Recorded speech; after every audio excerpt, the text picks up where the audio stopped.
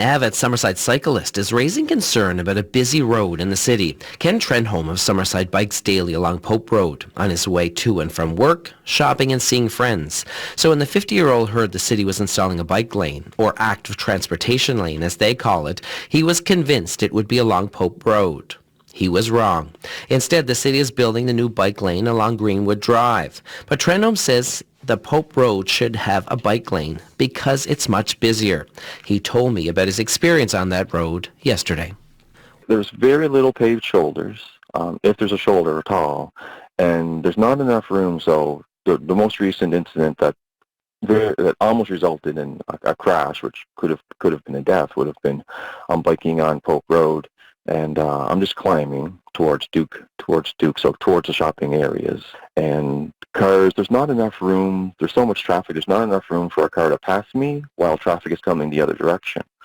And so I was just biking, and most motorists, they're very patient and kind.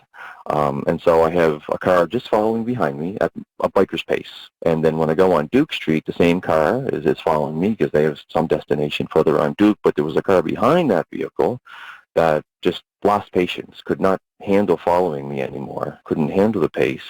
And so they just skirted out, and it's a no passing zone, and they skirted on the other side, and they just squealed and went ahead, and another vehicle was approaching us, and they had to come to a complete stop, or it would have been an accident, and it could have resulted in a death. I have been hit by cars in the past, but this is the most recent incident this year. Did you mention that you were hit by a car before? Yes, I've been hit twice by cars. While bicycling? While bicycling, yeah. One I saw coming, and one was a total surprise. And were you hurt? Yes. Yeah, the one that was a total surprise, I was biking, and they just pulled out of a parking lot, and I never saw it coming, and so I went over the engine bonnet of the car, and what I remember is that the odd things you remember when you're hit, I remember getting up, and my shoe was no longer on my foot.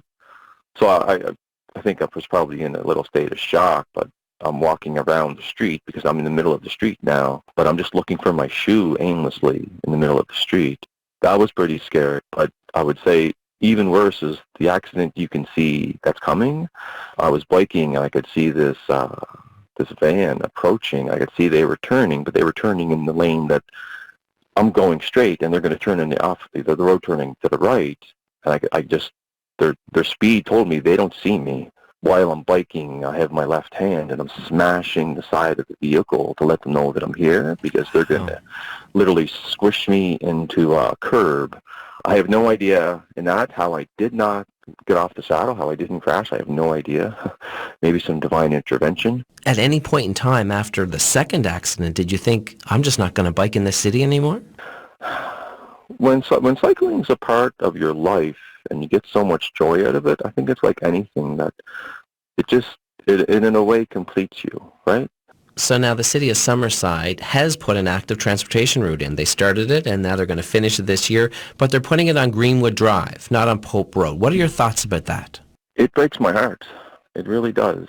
I see so many people using Pope Road for varied modes of transportation, and it's not just cycling, but there's 69 different sections of streets in Summerside that are busier than Greenwood Drive. So there's 69 other streets that are more risky for cycling or any type of active transportation than Greenwood Drive.